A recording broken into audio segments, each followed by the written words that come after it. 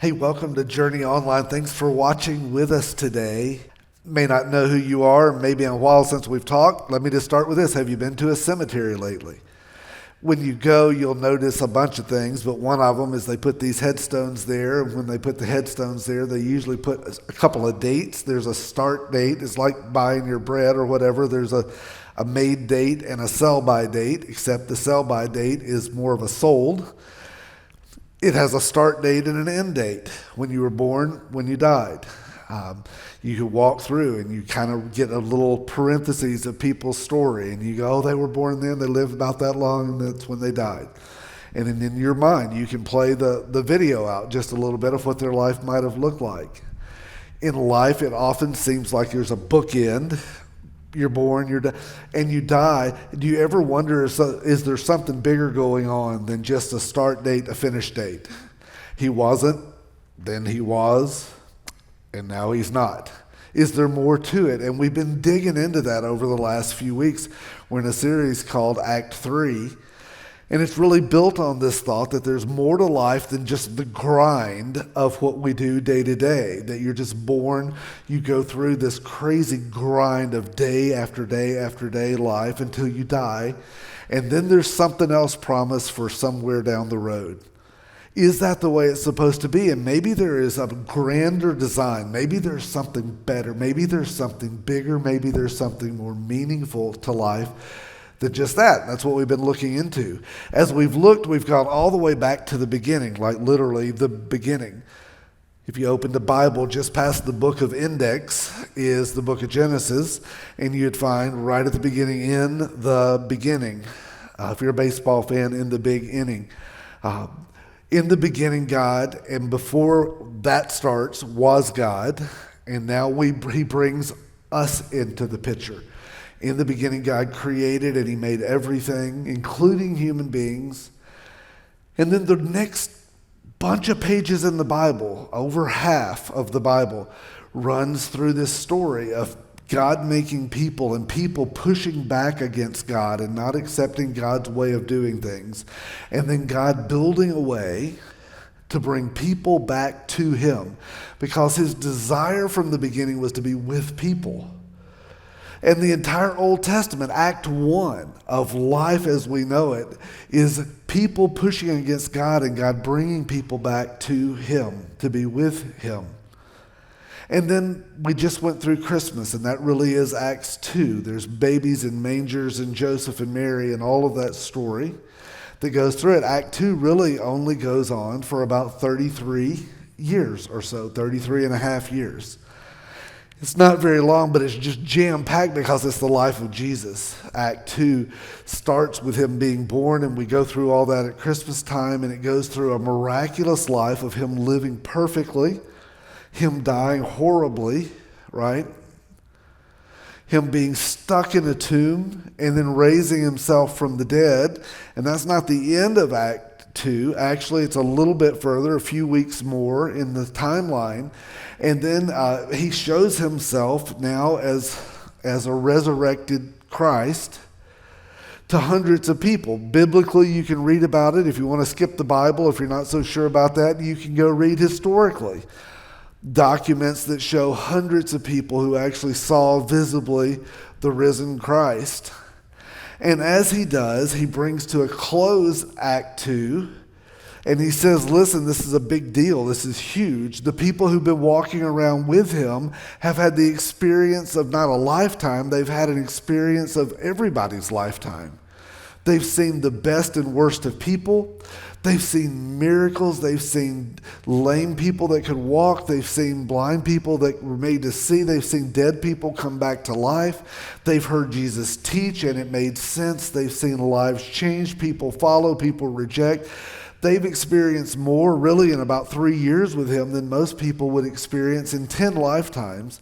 And it's been the ride of their life. It's been like getting on the roller coaster, putting your hands up, letting go, and just riding and riding and riding.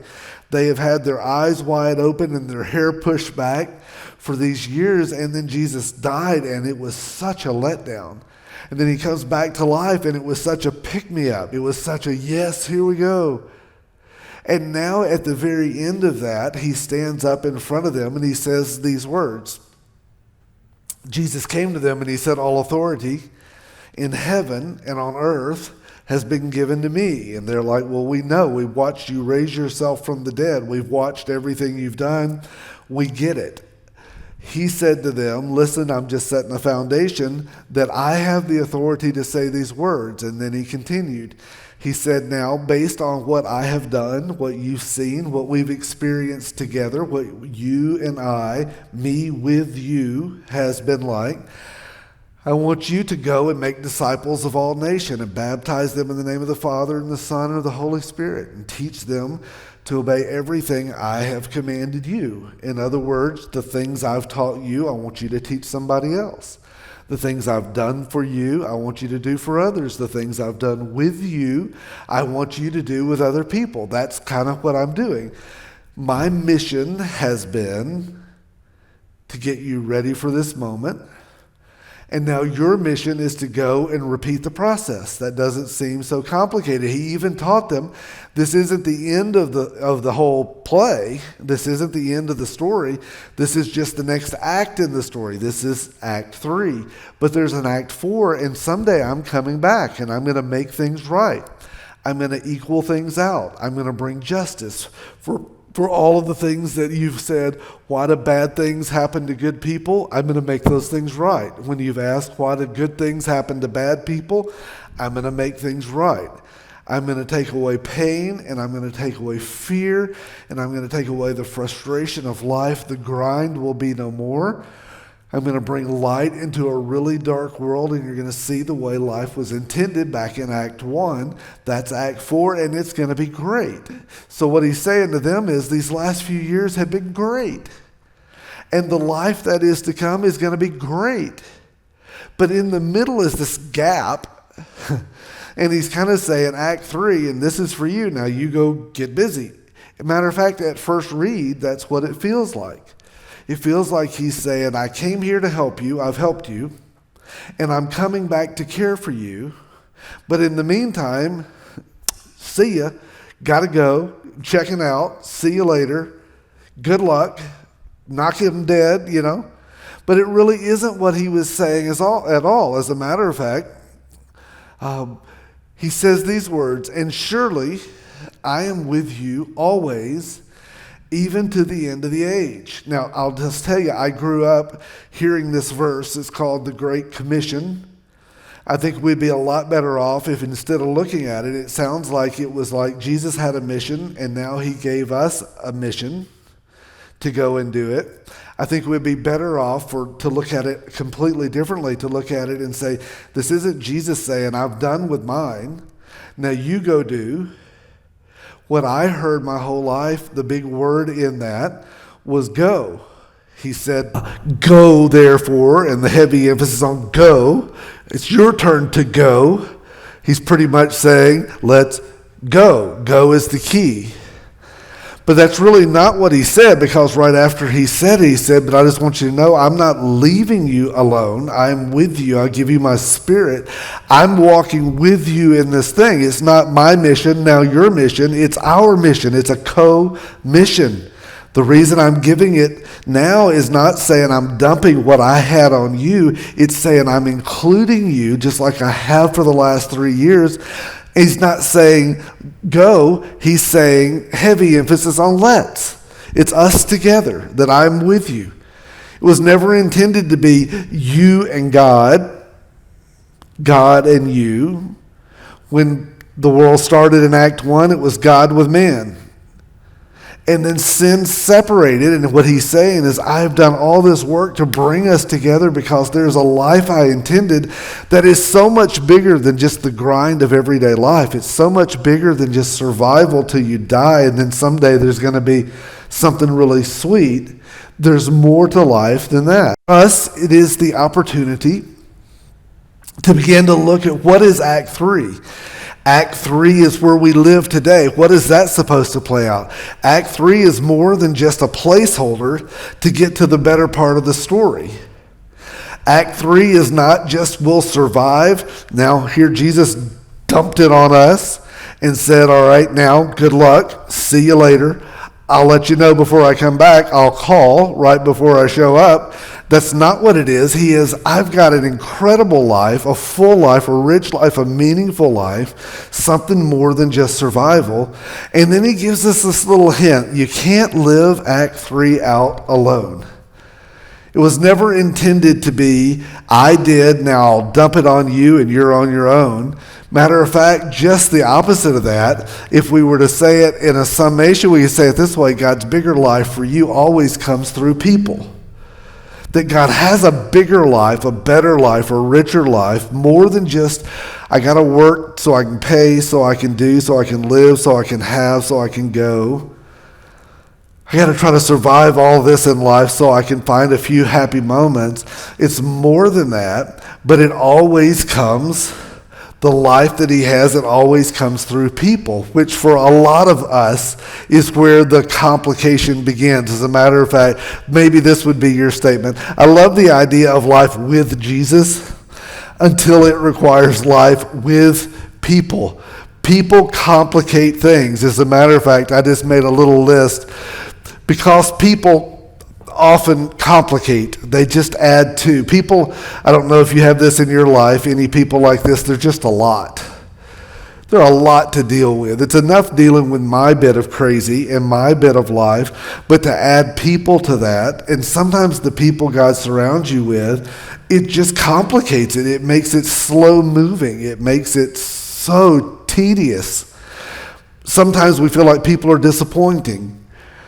I keep expecting things from people, and they keep not coming through. Every time I hear people promise things, they come up short in their promises. And every time I start digging in more and more, there's things that happen, and I end up disappointed. People are just needy. And it's true. It's true of all of us. We come into this broken beings, and we come as needy people. And when we surround ourselves with needy people, you just feel like sometimes, holy cow, there's just not enough of me. Everybody says, what about me, me, me? People are needy. And then there's this other part. People are weird. You're weird. Everybody's weird except me. One of my 40 things I live by in life is that everybody's weird except me. I'm the only normal one on the planet. And in my world, that holds true. The way I think makes sense because that's why I think the way I think. I wouldn't think that way. If you think different than me, then you know what? You're weird. You're not right. You're weird. My way is right. That's why I think that way. And the trouble with life is that everybody's different than we are, and that makes it complicated, disappointed, needy. And then in the end, people are painful. Most of us, if you told the story of the greatest pain in your life, there would be nouns attached to it. There would be names. Our deepest hurts come from people that we've cared about, that we've trusted, that we've had hopes in, and that have not come through. And with people comes pain. And as a result, the fact that life with Jesus requires life with people makes it incredibly complicated. So I just want to give you 3 things today, really super simple, that every one of us need. We don't need, there's almost 8 billion people or whatever the population of the world is. You're not required to figure out life with all of them. We all have a different little grouping of people in our lives. I want to throw this out and let you know, though, we all have some that we need in our life that are absolutely essential to having the full life we're intended. We all need, for instance, someone ahead of us in life. Someone who's a little ahead of us at this stage of life. Somebody who can help us. Somebody who can see some things we don't see. Jeremy last week dug in and he talked about a guy who wrote about half of the New Testament. His name was Paul. And shared a little bit of Paul's struggles with life and accomplishments in life. Sometimes he was so honest that he would say, even as the guy that we look to as superhero kind of guy, that he struggled to do the things he should do because sometimes even though he wanted to, intended to, planned to, he still didn't do them because he was, I don't know what you call it in your world, we call it human. because he was broken. We learned a little bit about him. We look at some of his successes, and if we wanted to mimic some of those, if we want to pattern our life to follow it, one of the things we recognize is that Paul lived this out. Paul lived as someone who had people ahead of him. He had some people in his life that he served this role with, as almost like a mentor or something like that. As a matter of fact, in 2 Timothy, we're introduced to it. He said, "This is why I remind you." He's talking to kind of the person he's ahead of, the person that he's a step in front of. And he's telling his young prodigy, Timothy, "This is why I remind you to fan into flames the spiritual gift God gave you when I laid my hands on you. For God has not given us a spirit of timidity, but of power, fear and timidity, but of power, love, and self-discipline." He's talking to this young man, Timothy, and he's saying, "I see things in you, Timothy, that maybe you don't see on your own. I see your potential right now, and I think sometimes it's so overwhelming to you." This is what someone ahead of you can sometimes do. They can see what God might be building in you even before you can see it yourself. Sometimes they believe in you before you have enough experience to believe that maybe God's doing that in you already. He looked at this young man, Timothy, and he said, "Don't be blown away by this thing, because the truth is I want to fan into flame. I want to take these embers that you have already started, and I want to build something great, because God doesn't have you here in a survival life. He has you here to play a big part, to play a role in the world, to make a difference in the world. I want you to live life to its fullest, not just survive life till its end. And as someone in front of you, I want to play a major part in that for you." As a matter of fact, later on, Paul said this to the church in Corinth, but it's what he emulated and what he lived out with Timothy over and over. He said, "Here's what I want you to do. I want you to follow my example as I follow the example of Christ." Now, what Paul isn't saying is, "Watch me." He's not saying, "Hey, check it out. Let me show you how to play this thing. Just be me. If you'll be me, you'll be fine." He's not saying that at all. It sounds so cocky. It sounds so arrogant. You know what you need to do, and I know if you've been to church or if you've had some people in your life in authority over you, sometimes this is what it feels like. Why can't you be more like me? And it really isn't what Paul is saying. What he isn't saying is, "Watch me." What he is saying is, "Walk with me while I walk with him. As I walk with God, you walk with me," and it'll put both of us walking with him. It's not saying I'm your example.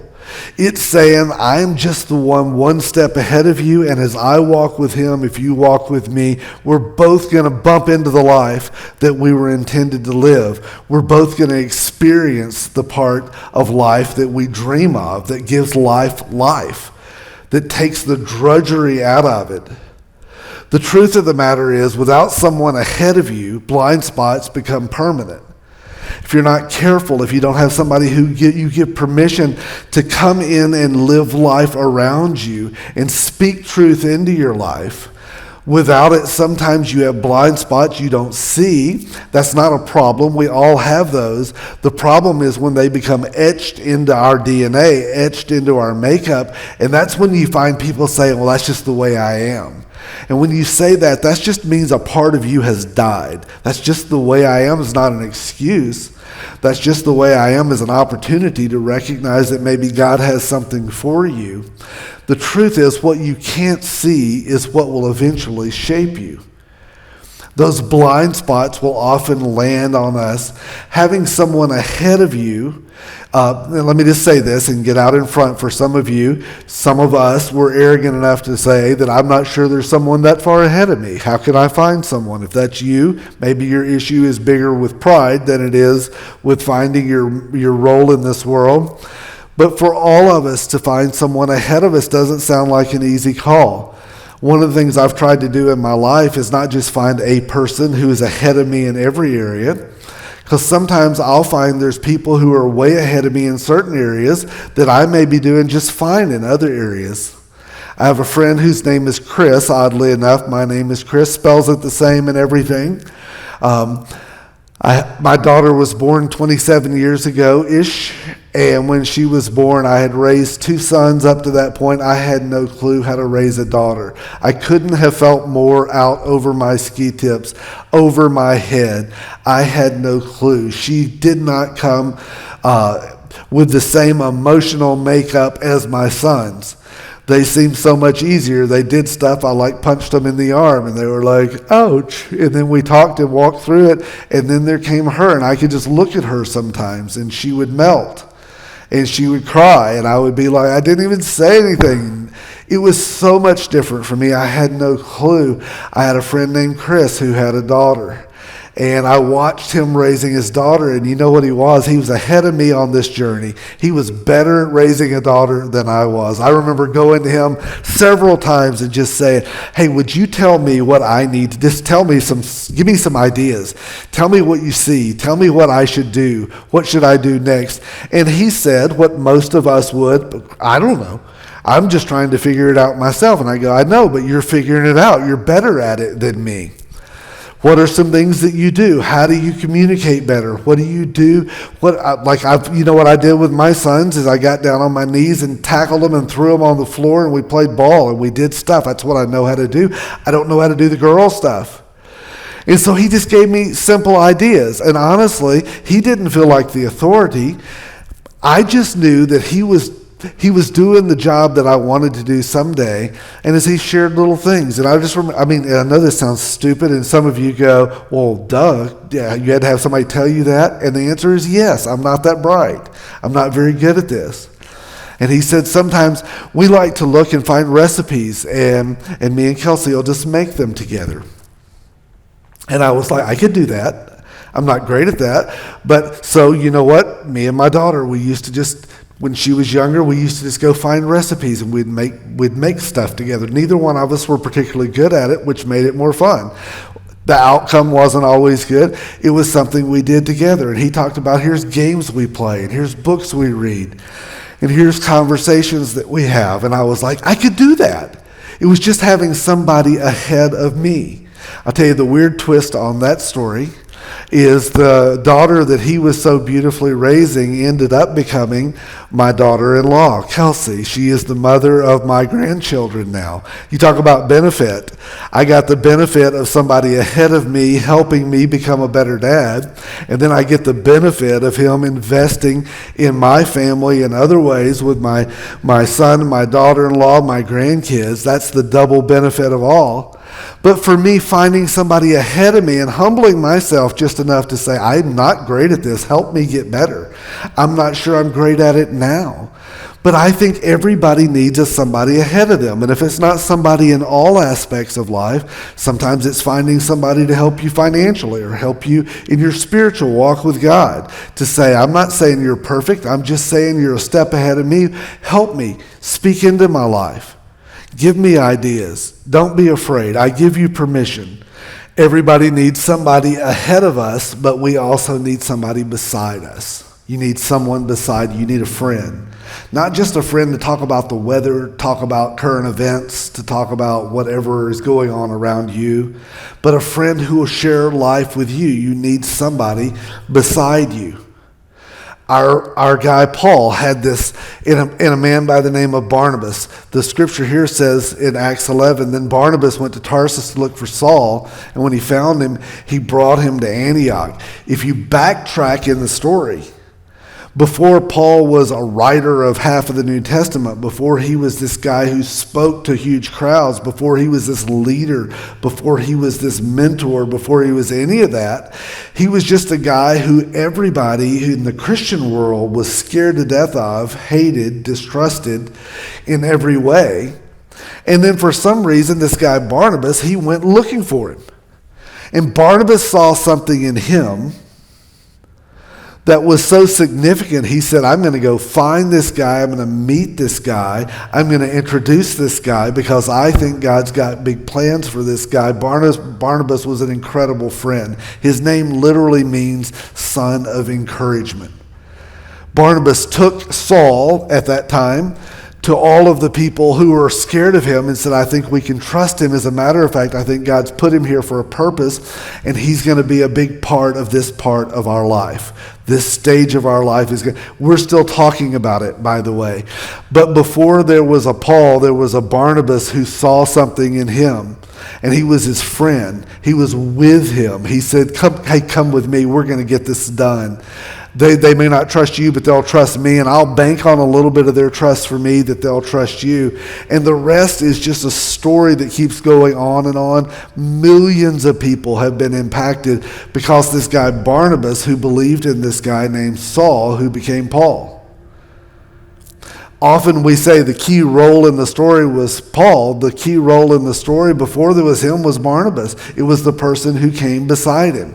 Sometimes when we talk about somebody in encouragement feels like you're the cheerleader. You're the, go, you can do it, come on. There's more to it than that. Encouragement is more than just cheerleading. It's more than just saying you can do it. It's more than just kind words. Encouragement isn't cheerleading. It's called encouraging. It's transferring courage. It's saying I believe so much in you that you can borrow some of my courage to get there.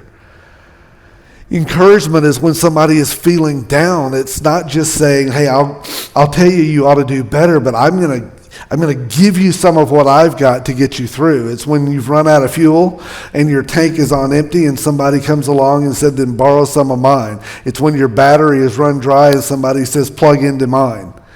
That's what encouragement is. We all need somebody like that in our life. To survive this life and do more than survive, but to thrive in it, we need somebody ahead of us, but we also need somebody beside us. People beside you help carry the weight you were never intended to carry alone. It sounds easy, doesn't it? Everybody needs somebody like that. And one of the problems is sometimes, where do you find it? That's what I'm going to finish with in just a minute. Where do you find those people? And I'm going to tell you, there's no easy answer to that, because for some of you who are watching this today, the thing you're wanting most in life is that person. Or maybe you're looking for that person who's ahead of you. How do you find them? And I'm just going to say this to you. The first thing you got to do is recognize the need for it. And you have to set yourself up so when God provides it, you're ready to step into that opportunity. But I'm telling you, God is with you in this quest, in this mission. And not only that, is he with you, he will bring these people into your life, because it is the way he designated life to play out. You need someone ahead of you.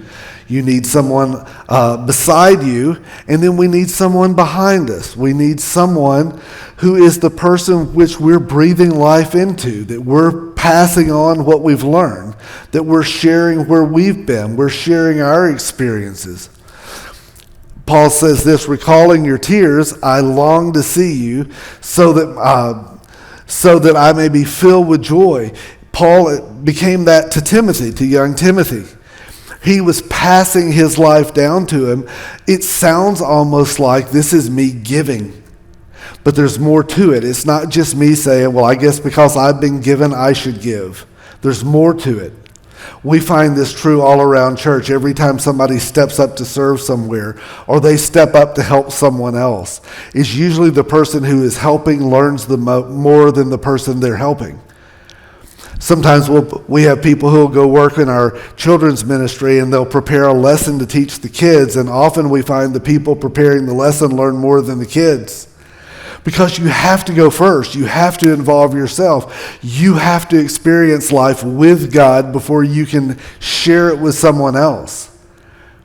This is the role. Sometimes we tend to isolate the longer we go in life, and when we should be handing that back to someone else, when we invest in someone else, it doesn't mean the person behind you takes it from you. It doesn't mean you shrink your life. It literally means you expand your life. The more you give out, the more God refills you. And when we do that, it changes who we are. Life with him is the way it was intended to be lived, and life with him will always mean it's shared with others. We don't ever stop the flow of that. The life in Act 4 that someday is the life we've always dreamed of will be a continuation of that. It won't remove us from humanity. It won't remove us from people. It'll just perfect that process. Here's the crazy reality. The life that we need to live the full life that God has for us, we need to cast and crew to walk through life with us. If you want to experience the life you've always wanted, it requires other people. For me, there was a young man a lot of years ago. His name is Brian. And Brian so badly wanted to do what God wanted him to do. And he came to me and asked, he goes, Chris, how do I know for sure? I think maybe God wants me to do some things within this ministry world. I think maybe my vocation ought to be that. I think God's kind of leading me toward that. But how do you know for sure? And I told him some great answers because I was mature and really smart and only gave great answers. I said, well, pray about it and you'll know for sure. And so he took a little while and he prayed about it and he said, well, that didn't work. I prayed about it and I'm still not sure. And I said, well, shoot, that was really the best answer I had. I don't really have a second answer other than pray about it some more. And it made me start thinking in my own life, all of the decisions I've made, have I always just prayed about it and been sure? After you've made decisions, it's always easy to say, absolutely. I knew exactly what I was doing. I thought about it, I prayed about it, I knew for sure and went on. But the truth of the matter, that's not the way my life had worked out. I married somebody and I followed some pretty smart biblical insight with that. I married someone who was at a like stage in my life. Somebody who followed Jesus like I did. We had things in common, even our pursuit of God and how we'd raise a family. I did a lot of things that were really smart. She was someone that I certainly knew I loved, but if you had asked me the day I stood up on the big church steps and said I do, if you had asked me, was there 1% doubt that this might not be right? I would have said no, there wasn't 1% of doubt. There was a lot of doubt. There was, I hope this is the right thing. I think it is. I hope it is. It sure feels right. But I wasn't assured. 40-something years later, I look back and go, best decision ever, of course, great decision. It's so easy for us on the other side to look back and to tell the person behind us to say, yeah, that's all you do. You just pray and you know. Every decision I've ever made in my life, I've thought it was good, I've prayed about it, I've tried to do the right thing, but even in taking those first steps, there's this piece of, I hope this is the right thing. And I prayed with him and talked with him, and we went through, and he was just agonizing over this stuff. And little by little, as I worked with him, you know what I realized? I didn't have great answers for that either. And so as we began to work through it, we began to ask questions like, why do you want to do that? What's going on inside of you? What is it that makes you want to do that? Is it because you want to be in front of people? Is it because you want to feel important? Is it because that feeds you something that you feel like you can't be fed anywhere else? Are there other motives? Is it all the money? Because everybody knows people who work in church work make loads and loads of money. What is it in your world? Could it be that there's ulterior motives that aren't good? And we begin to search through those with him. And as I did, I began to search through those with me.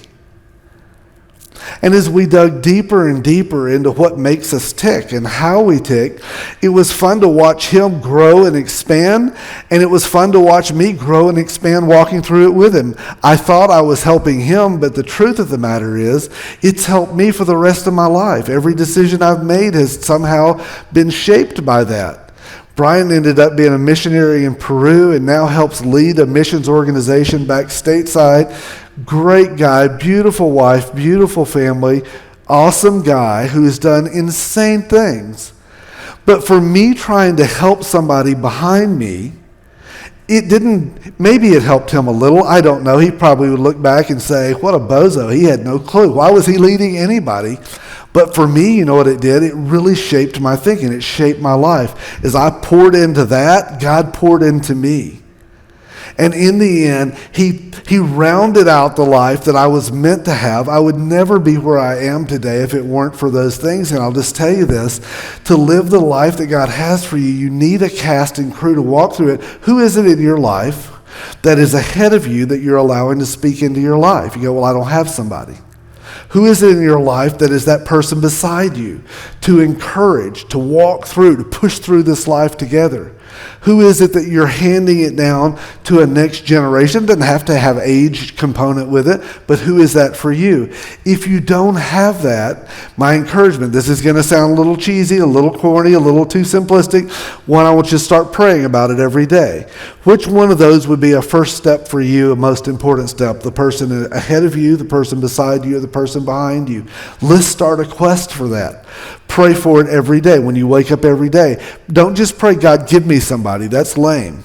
It's not God's job to do all of that. Maybe God already has and you don't know it. But to say, God, would you make me aware of the people you bring into my life? Would you help me to see things beyond the surface that might be the answer to that question for me? Would you bring those people into my sphere of influence? And would you help me notice when you do? Around here, we start groups up in February, and if you're in our area, we'd love for you to meet with us. This third week of February, I believe, is when that starts, maybe second week. And we'll meet in our facility, all over our facility, and this year we're just going to blow it up. We're going to have people everywhere in little groups of 8 to 12 people. And we'll be walking through a study together, really excited about it. It's kind of a continuation of where we are right now.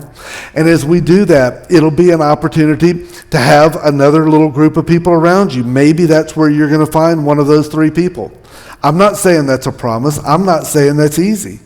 Sometimes it takes days, weeks, months, or years to find that. I'm just saying it's another opportunity.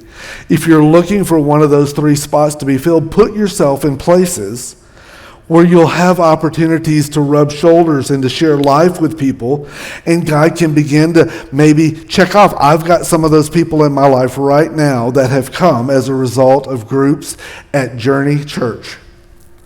There's people who encourage me that I find myself listening to and watching and allowing them to speak into my life. And they're gentle and they're kind, and sometimes they don't even know they're filling that role, and some of them are watching this right now, and I'm so grateful for them. And I'm just saying, don't underestimate what God is up to, because he is with you in this thing.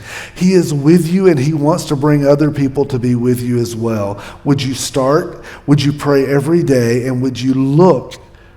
And every time, jot down a note or 2. Maybe that could be. And maybe you'll jot down 20 of those before you find it, but you'll be one step closer, because God is already up to more than you know. You're not in this alone. He didn't say, hey, I came to make it right. I gave my life and I'm coming back someday. He said, I am with you every day right now. I am with you, and I'm going to bring you people to be with you. Don't underestimate what he's doing. Open your eyes and be aware, and watch what God will do as he begins to bring people ahead of you, people beside you, and people behind you. Let's pray and we'll go. So God, help us with that today. Help us notice. Thank you for the people that you've put in my life that have spoken truth to me when I've needed it, even when it's hurt a little bit. Thank you for my friends that come alongside, and they have enough sense to tell me when to slow down and when to speed up, when I might need to shut up, when I might need to speak up. They bring life to me. Thank you for the people you've given me in my life that I could share with, and while I thought I was trying to help, that you've molded my life around. Thank you that you've been with me every day. I can't wait to see what's next. Thanks for giving us a life that's beyond the grind, beyond the survival, that is a life worth living, and then someday, thanks for even better coming our way. We ask it in your name. Amen. Hey, thanks for watching.